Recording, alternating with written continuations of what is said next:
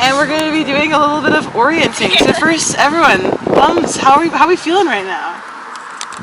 Group morale is high.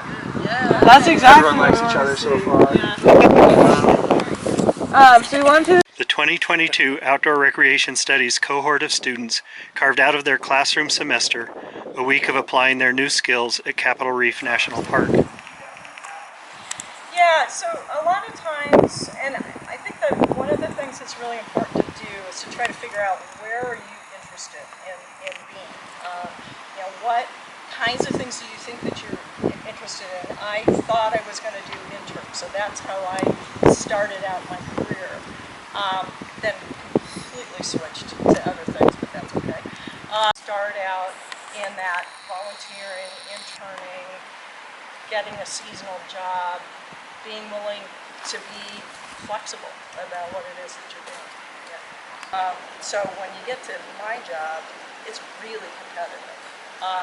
When you start out in your career, not so competitive because that's where the bulk of our staffing is at those kind of entry-level, beginning-level positions. Yeah. Student interpretive presentations began early in the campground and continued throughout the week.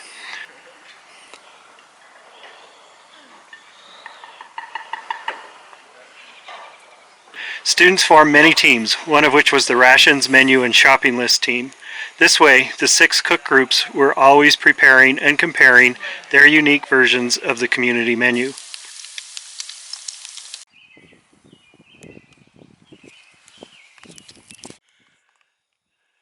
The itinerary team and leaders of the day would meet each evening to plan the following day's events, which always included hiking new trails, new vistas, and student presentations. Alright, so today I'm going to be talking about specifically angiosperms. And the thing about angiosperms that's easy is they just have flowers. So there's no flowers on this guy. There will be.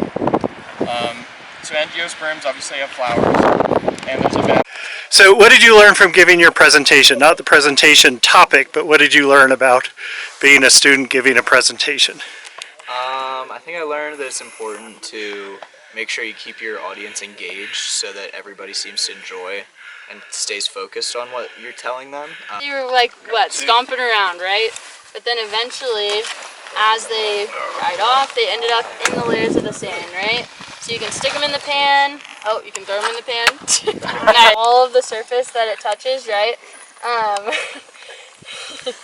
What else is really going off?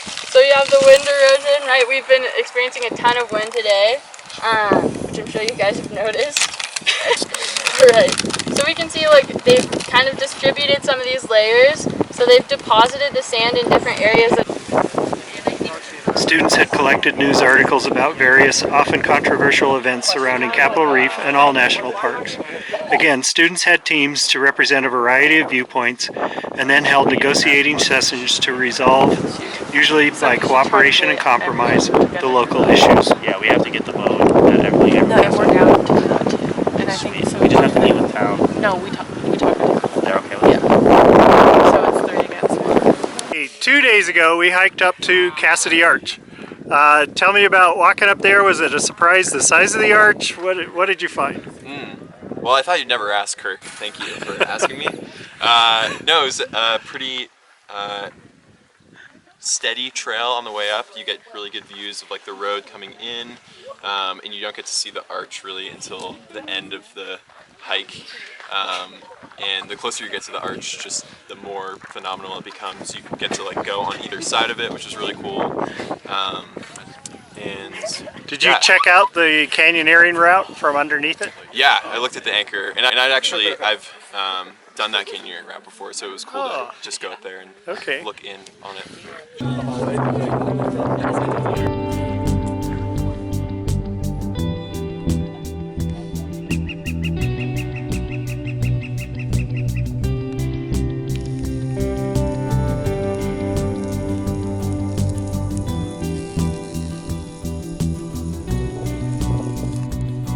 Yesterday we were walking down here in the bottom of Sulphur Creek, and at some point we eventually hit Deep water. Tell me about the walk. Well, we started out at a lovely high plateau with all of our classmates, and then we wandered for a little bit. We did some presentations. It was quite pleasant.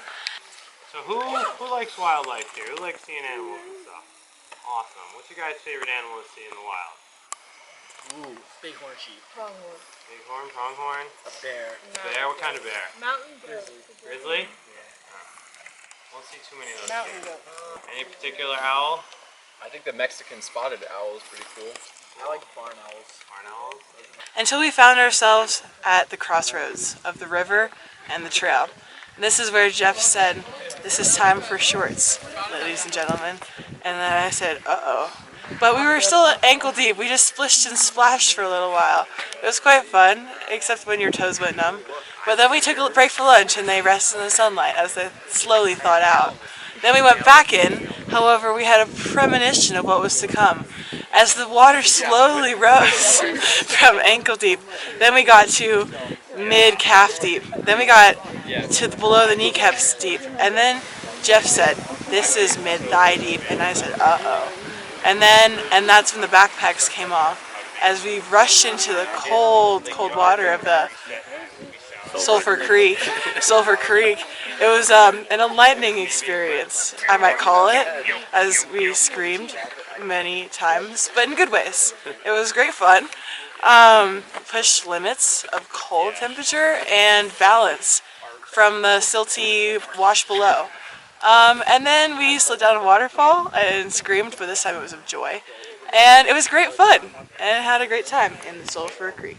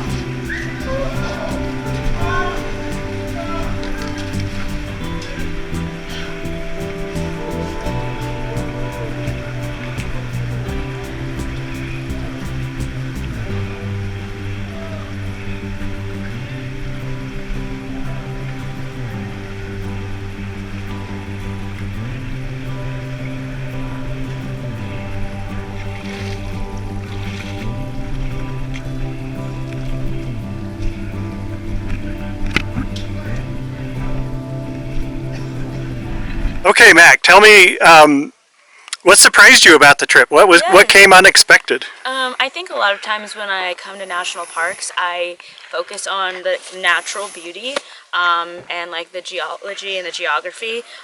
So while doing my presentation, I did a lot of research on like the LDS pioneers, and I just learned about how rich their history is, how their isolation lent to like a very unique lifestyle, and being able to distill all of that information into a historical character for my presentation was a challenge but a lot of fun. So that's what I learned a lot about. It surprised me. Explain to me what you meant by turning it into a person. Yes, so I essentially, to present the history of Fruta to my classmates, I created a fictional character who lived as a pioneer born in the 1900s. And so I was able to kind of showcase the day-to-day life through this character, which was a lot of fun, you know, mixing some historical facts with some fiction, adding a little bit of flavor to it. It was a lot of fun.